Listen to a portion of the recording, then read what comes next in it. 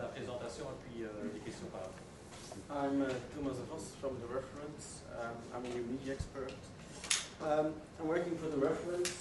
Reference is mostly known as a Flemish internet company. So I have 2 slides just explaining what we are doing. We're quite old already. Since 1993 we are in the Belgian market. We are located in Ghent.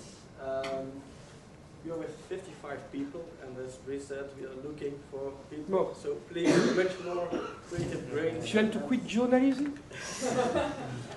We are a full service company, so we provide not only websites, but everything which is around. So search engine marketing, email marketing, everything which is concerning the internet, we will provide. We have a no-nonsense approach. We have some big clients like banks and insurance companies, but we are always down to earth, and we know what we are going to make and present to our customers. But of course, we are following the trends today, and we try to be an innovative player as much as possible. And we are very proud to be part of the Machina Group, which is listed on the Euronext. Okay. Since the beginning, the Reference is not only publishing to, of course, laptops and desktop PCs, but also to other devices. And one of these is Media Center. Media Center is a very nice platform to develop for, because it's using, in fact, all standard technology which can be used for an Internet Explorer too. So this makes it very accessible for us. And which is booming, of course, is mobile devices, and we're going to announce something in the future too, of applications. Bringing internet to the mobile is one of the biggest things you can expect in the next months. Of course, we're publishing to paper and kiosks like we did for Stadgent and so on. And of course, there will be a lot of more devices which will be internet enabled, and we're ready to provide some services too.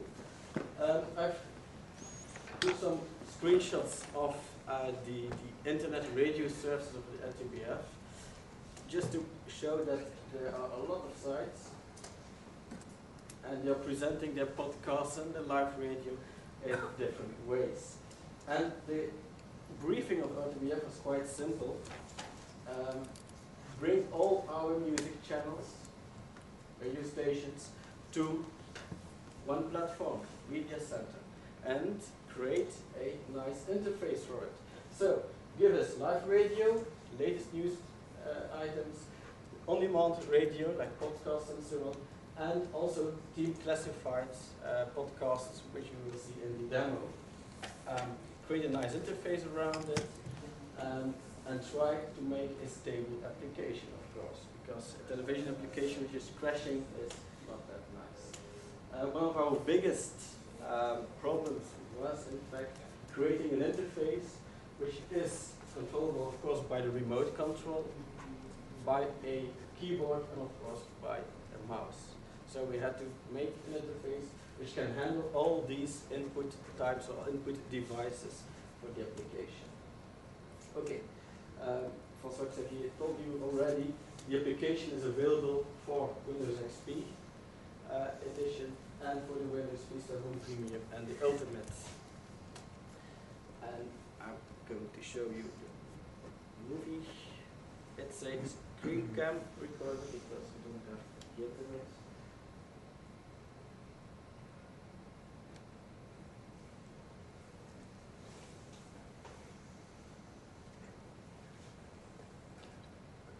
So, Jurgen showed you also in one screenshot. In Media Center, you can go to online media, to the Media Explorer, and then you can select the RTBF a la carte. If you have French settings in your Media Center, because it's only available for the French-speaking part in Belgium. Les francophones qui habitent en Flandre? They can use it also if they change the setting. So, that's the interface.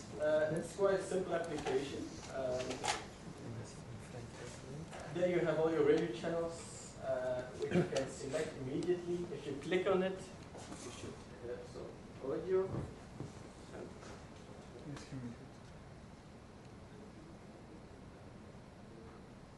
Audio's on mute. Let's press one button.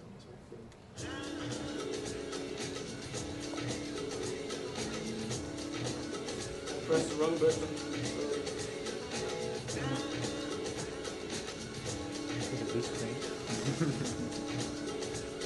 Sleep mode.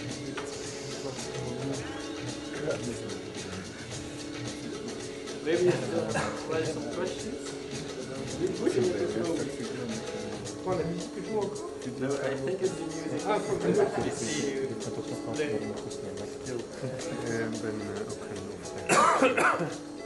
While the PC is rebooting, maybe we can take your questions now. Yeah, maybe. Issues, questions, comments? Yeah.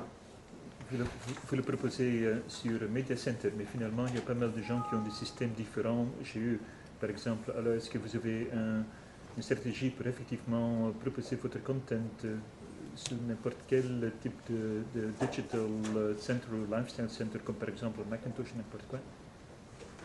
Pour l'instant, en termes de chantier, non, ce n'est pas prévu, mais il n'y a pas d'objection à faire. La question, c'est de se dire le développement par rapport au public potentiel. Et donc, dès qu'une plateforme se dégagera en termes d'utilisateurs, on l'adressera. Je peux donner peut-être une réponse plus pertinente pour le Mac. Tous les podcasts de l'RTBF sont évidemment déjà disponibles sur toutes les plateformes d'Apple puisque c'est du podcast. Et vous y souscrivez par iTunes et vous pouvez les regarder d'Apple TV, d'iPhone, d'iPod.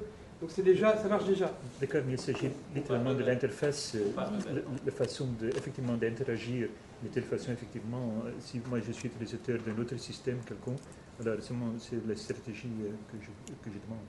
Donc, on n'a pas de développement spécifique à cette plateforme-là. Par contre, cette plateforme-là, comme effectivement d'autres sur Apple, permet d'adresser directement un fil podcast sur la plateforme et d'avoir en direct. Donc, effectivement, on n'a pas encore fait le streaming de l'ensemble de ces plateformes. On a pris une en termes d'exemplaires parce que finalisé est fourni assez largement. Mais s'il y en a d'autres qui se dégagent, que les développements ne sont pas trop complexes, Est-ce que vous envisagez continuer la discrimination entre les providers en ce qui concerne la définition initiale que vous envoyez? À savoir que tout un temps, vous avez envoyé pour les abonnés à Skynet une beaucoup plus haute résolution pour les images télévision que pour les autres abonnés aux autres providers. Donc en fait, dans l'offre du journal télévisé, effectivement, nous avons fourni par défaut à tout le monde un certain nombre de définitions et nous avons proposé une définition supérieure aux abonnés Skynet. Effectivement, il y avait une demande de leur part d'avoir un service avec un débit au-dessus de la norme. Nous avons proposé le même débit à l'ensemble du public, qui est un débit que tous les autres providers proposaient aussi. Donc en gros, le service que nous avons la publication du journal télévisé, un partenariat entre Skynet et RTBF, n'est que pour une définition extrêmement supérieure à ce qu'on a en général. Donc, qui devient une définition honnête par rapport voilà, au signal et qui devient tout doucement une définition plus accessible. Quand on a annoncé la proposition, avoir 500 km était bien au-dessus de la moyenne, et donc quand on a proposé en dessous de 500, ça correspondait à l'offre de tout le monde en termes d'offre vidéo. Donc on n'a pas eu l'impression de discriminer effectivement à ce moment-là. Maintenant, quand l'offre technologique de deux emplacements est supérieure chez tout le monde, si Skynet peut effectivement produire et participer à une opération similairement à tout le monde, on n'a pas d'objection. Pour l'instant, nous proposons la qualité générale standard à tout le monde. Qui reste une qualité standard Internet. On va passer sous un autre standard très rapidement. On va quitter cette plateforme-là. Si vous codez un MP4, vous pouvez fournir une qualité quasi standard TV à tout le monde, avec un débit qui est tout à fait acceptable, compte tenu que la plupart des clients aujourd'hui sont à 6 mégabits. Tout à fait. Donc, comme je dis, on va quitter ce format, ce type de diffusion, dans le cadre aussi d'une offre de nouveau à la demande sur Internet qui va offrir la même chose que ce qu'on propose actuellement sur la réforme télé, avec un catalogue beaucoup plus large. Et donc ça sera dans un autre format fichier. Est-ce que vous envisagez d'investir dans des serveurs? Je prends la tête. Donc, compte tenu que j'ai eu il y a quelques jours une expérience assez fâcheuse en downloadant des podcasts où j'avais des temps de download qui dépassaient les plusieurs heures pour des trucs qui devaient même pas une demi-heure. Vous êtes convaincu que ça se passait sur le serveur? Oui, parce qu'en même temps, j'ai testé un download sur un autre serveur qui lui est arrivé tout à fait normal. On ne vous cache pas qu'on est un peu victime de notre succès à ce niveau-là. En termes de podcast, notre consommation a largement dépassé nos achats. Et donc, c'est un travail sur lequel on doit continuer à investir et à développer des solutions. À ce niveau-là, on travaille.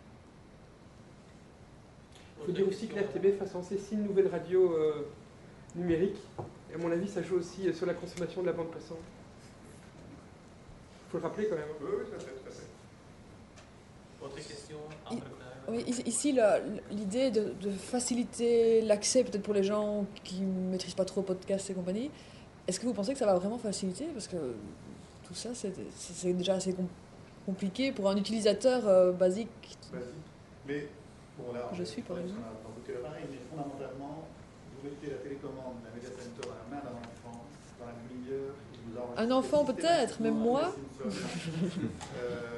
Et vous, si vous avez la télécommande pendant une demi-heure, 3/4 d'heure, vous aurez enregistré systématiquement toutes les questions à la une, tous les DOS, tout ce qui vous intéresse et que vous ratez systématiquement. Donc c'est une plateforme qui, à mon avis, préfigure la simplicité d'utilisation qu'on aura dans le futur avec la convergence des solutions médias sur l'une ou l'autre plateforme. Maintenant, il ne faut pas se masquer, c'est pas plus simple à mettre en œuvre, c'est pas toujours simple tout le monde n'a pas un PC à côté de la télévision, donc ça demande effectivement encore un effort. Mais je pense qu'en termes d'utilisation et d'expérience utilisateur, ça préfigure la convergence qui permettra demain d'adresser la télé, l'audio, la photo, d'échanger entre différents appareils de manière extrêmement simple. Je pense que le problème n'est pas spécialement maintenant le hardware, c'est surtout la manière de faire fonctionner l'interface et de permettre à l'utilisateur de facilement se promener. L'interface que vous voyez là, elle est vraiment très très simple, elle fonctionne avec des flèches et un hockey. C'est beaucoup plus simple que d'aller chercher un podcast sur Internet ou sur les players des radios, parce que sur les sites radio de la RTBF, vous pouvez non seulement aller chercher des fils de podcast, mais aller écouter la séquence en direct, tout simplement en cliquant dessus. Mais c'est beaucoup plus simple que ceci. L'application is completely made granny-proof, so I think. Justement, s'ils sont granny-proof, est-ce qu'effectivement, est-ce qu'on peut compter, par exemple, des handicapés?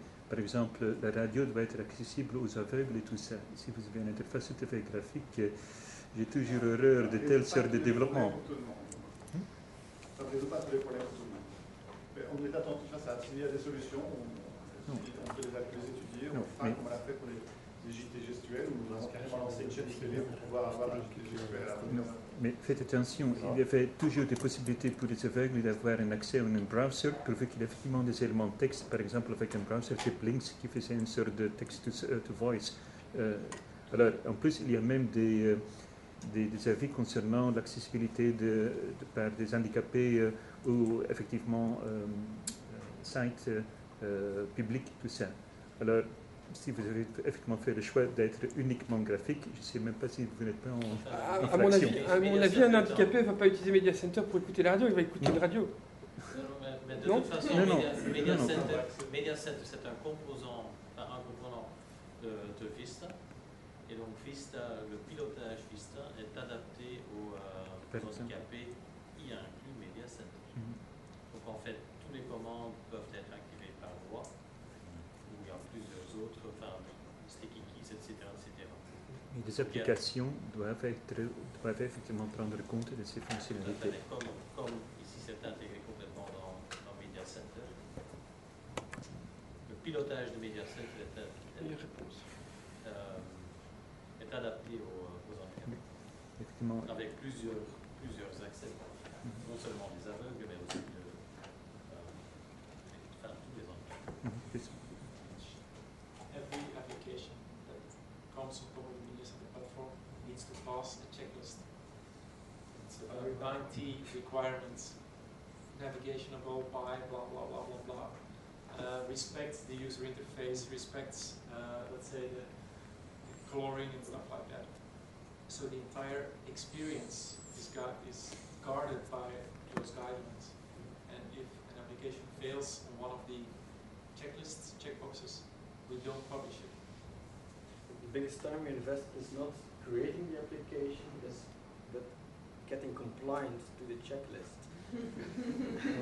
And it's very important that we respect this checklist, that this will guarantee us a good working application with a lot of contrast in colors and so on, and functional okay. And that's the main purpose of a television application or garden application, that it's working good and without any problem, and it's easy to use, of course. Let's maybe continue to that. Yeah. So if we boot it, everything is working. Yes. So you can easily, using the remote control. Un leader qui aura quand même l'occasion de briller sur un grand tour cette année, le directeur de la Vuelta, Victor Cordero, a annoncé hier qu'Astana et Contador seraient les bienvenus sur les routes du Tour d'Espagne. À Madrid, Guillaume Montoux pour la RTBF. Et du cyclisme, on passe au tennis pour vous parler de Diamonds Games dans... Just select one and almost immediately you have the new radio play. So it's very easy to use. Besides live streaming radio, we have also incorporated the podcasts. So each channel has a complete list of all available podcasts for the radio channel. You just select it out of the list, select one, and Podcast La Première. the podcast immediately available. So it's La very Première. Tout autre chose.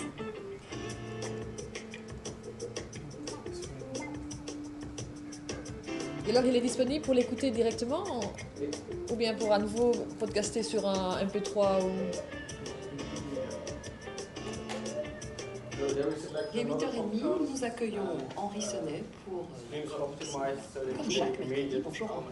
Alors, Henri Sonnet, bonjour. Le mercredi, ce sera un mercredi terrible. Nous sommes le 13. Et comme on dit, 13 à la douzaine. 10 films au moins sur la table aujourd'hui, dont 6 valent vraiment plus que le détour. Et d'abord, 3 films que vous appelez le paquet de Cannes. Oui, ces 3 films, vous avez peut-être entendu parler lorsqu'on les a montrés au Festival de Cannes au mois de mai. 3 films importants, attendus, les bannissent. Alors pourquoi? La Première. So we're in fact presenting all available data using XML, HTML, some Java scripting and .NET programming in a very user-friendly interface, and we are using the resources which were available also for the internet website. And that's a perfect example of reusing data, content, and other channels. With the same effort, we can create something for mobile or for other internet-enabled devices. The latest thing we have done is the latest news filter, also available in the Media Center interface. So the latest edition you can have on your Media Center. So that's the application. Okay, other questions, discussion items around this? Vous avez évoqué tout à l'heure la limitation géographique de la diffusion. C'est pas une limitation géographique. Je pense que c'est une limitation du langage que vous appliquez. Ce qu'on fait, c'est séparer la marché pour avoir une diffusion optimale pour le contenu. Donc, cette application-ci, c'était en français. Donc, on l'offre sur la plateforme Windows Vista francophone. Donc, avec les settings Belgian-French, avec une interface en français. Pour ne pas couper, disons, l'expérience que l'utilisateur a avec son Windows Vista. S'il a une Vista en anglais, on va lui proposer les services en anglais, s'ils sont disponibles dans certains pays. Donc quelqu'un qui a un Vista anglais ne pourra pas accéder au programme de la RTBF. Non. Pardon. On passe par Internet, donc en principe on peut pouvoir passer n'importe où. Donc si je suis en vacances aux États-Unis ou en Chine, je dois pouvoir capter la RTBF. Tout à fait, c'est une sélection du setup qu'on peut sur Windows. Ik neem altijd Engels maar dus dan ga ik niet naar de VRT.nl, dat die dat ook. Normaal wel, want die webchannel guide, dat is jammer zo VRT ook. Alleen zal ik misschien wel meer moeten klikken of zo. Moet je straks to access this service. So you can use a other language Vista or well, suppose I am in the United States and in the hotel and I have the Vista there. It's not possible to switch it to what I need. Non, c'est pas possible car c'est du service dédicacé à un certain pays. Ce sont des services en locaux, des service providers en locaux ici en Belgique, en France, aux Pays-Bas, en Angleterre, qui offrent certaines choses à leurs consommateurs. You don't expect to go to the normal internet with this service? It's a walled garden. Toutes les applications que vous aurez vues sont dans une walled garden chez vous. Il y a plusieurs autres façons de l'accéder. En fait, ici, un Media Center, ça a été dessiné pour tourner sur son PC. Mais puis, en fait, on utilise un Media Center dans une maison avec des extenders, etc., etc. Donc, soit on prend son portable et on voyage dans le monde entier, mais à ce moment-là, il n'y a pas de problème. Soit c'est dédicacé, le design a été fait, l'architecture a été faite pour fournir vraiment un media center dans une maison. Par contre, si vous êtes dans un hôtel quelque part, c'est relativement rare que dans le business center, on va démarrer un media center. Enfin, on va pas... Mais à ce moment-là, on lance exactement. Il y a les mêmes services ne sont pas disponibles. Ça dépend à ce moment-là quels sont les services que cet hôtel va offrir à travers son media center dans la chambre. Tout à fait.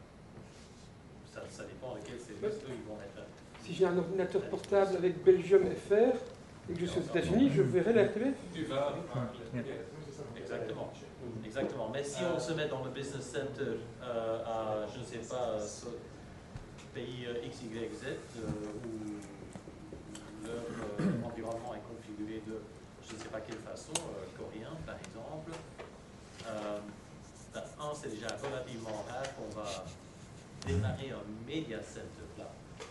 Là, quand on fera la recherche, ça sera plutôt à travers le site web et les autres moyens. Mais en fait, avec iTunes, on a exactement le même setup où il y a un certain store qu'on choisit et ça dépend du pays. C'est un peu le